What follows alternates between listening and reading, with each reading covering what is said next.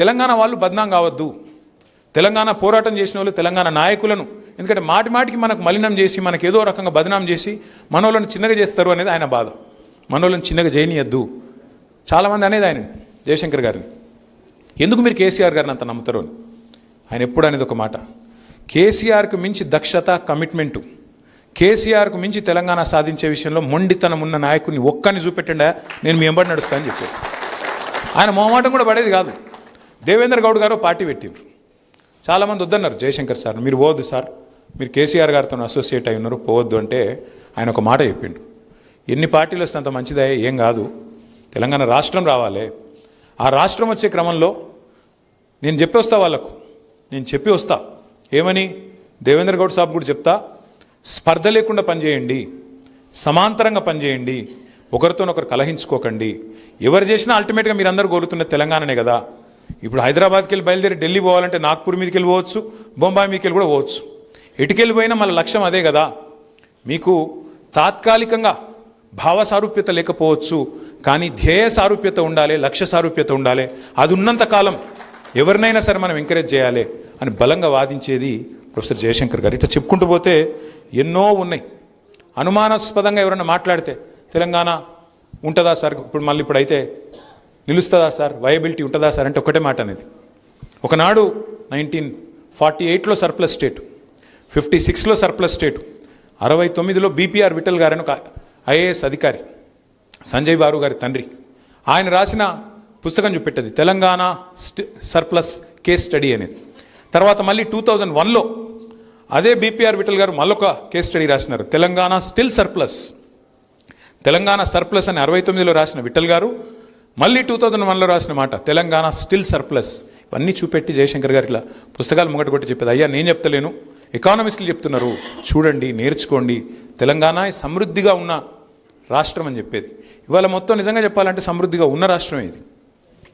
నీళ్లు, నిధులు, నియామకాలు అన్నీ పుష్కలంగా ఉన్న రాష్ట్రం. నీళ్లు పుష్కలంగా ఉన్నాయి, కానీ పాలమూరు పంపులు ఆన్ చేయడు ముఖ్యమంత్రి, కన్నెపల్లి పంపులు ఆన్ చేయడు. ఎందుకు? మనకేమో గురువు జయశంకర్ గారు, ఆయనకేమో గురువు పక్క రాష్ట్ర ముఖ్యమంత్రి. పక్క రాష్ట్ర ముఖ్యమంత్రి గారు ఏం చెప్తే ఆయనకు అంత వాడడం తప్ప ఆయనకు ఇంకోటి తెలియదు ఈ ముఖ్యమంత్రి గారికి. తెలంగాణ ప్రయోజనాలు కానీ కనీసం జై తెలంగాణ అనడానికి కూడా మనసొప్పది ముఖ్యమంత్రికి. అట్లాంటి దౌర్భాగ్య పరిస్థితి వాళ్ళ తెలంగాణలో ఉండడం అనేది మనకెంతో బాధాకరం.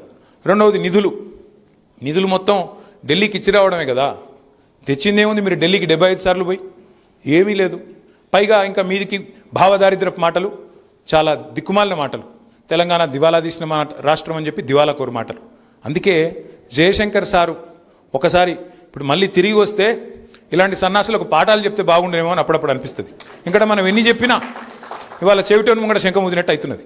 ఎన్ని చెప్పినా కేంద్ర ప్రభుత్వం స్పష్టంగా పార్లమెంట్లో చెప్పినా అయ్యో అప్పులు చేయలేదురా కేసీఆర్, నువ్వు తప్పుడు మాటలు మాట్లాడుతున్నావు అని చెప్తే కూడా ఇవాళ చెవిటోడు ముందు శంఖ ముదినట్టు. 3,50,000 కోట్ల అప్పులు కేసీఆర్ దిగిపోయినాడు. మొత్తం కేసీఆర్ ప్రభుత్వం చేసిన అప్పు 2,80,000 కోట్లేరా నాయన అని కేంద్ర ప్రభుత్వం ఆర్బీఐ లెక్కల ఆధారంగా చెప్తే కూడా కాదు 8 లక్షలు, 15 వేలు, 9 లక్షలు, 12 లక్షలు, నోటికి ఎంత వస్తే అంత సొల్లుపురాణం. అందుకే అప్పుడప్పుడు అనిపిస్తుంది ఇట్లాంటి సన్నాసులకు జయశంకర్ సార్ ట్యూషన్ చెప్తే కనీసం సిగ్గు తెచ్చుకుంటుండే కొద్దిగా అని అప్పుడప్పుడు అనిపిస్తుంది. ఇక కొంతమందిగా సిగ్గుమాలిన మాటలు మా జగదీశ్ కరెక్ట్గా చెప్పిండు. నిన్నగాక మన ముఖ్యమంత్రి అంటాడు తెలంగాణలో అంటే ఇద్దరే మేధావులట. ఒక ఆయనట జైపాల్ రెడ్డి అట, జీవితం అయినాడు జై తెలంగాణ అని జైపాల్ రెడ్డి మేధావట. ఇంకొక ఆయన కేశవరావు అట.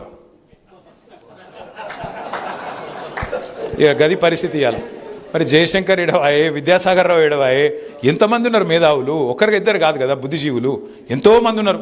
పోనీ మా ఊళ్ళో పేర్లు చెప్పకపోతే అందుకు నీకు మనసు ఒప్పకపోవచ్చు. మరి కోదండరాంకి ఏమైంది? ఆయన నీతోనే ఉన్నాడు కదా, ఆయన పేరైనా చెప్పకపోతే ఇప్పుడు ఆయన చెప్పుకోవట్టే ఏం కావాలి ఇప్పుడు కోదండరాం గారు?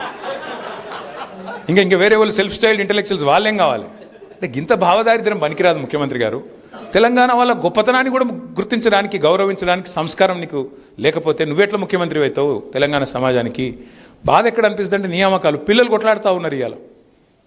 ఆ రోజు కేసీఆర్ గారి ప్రభుత్వం 2,32,000 ఉద్యోగ నియామక పత్రాలకు నోటిఫికేషన్ ఇచ్చి, నియామకాలకు నోటిఫికేషన్ ఇచ్చి 1,60,000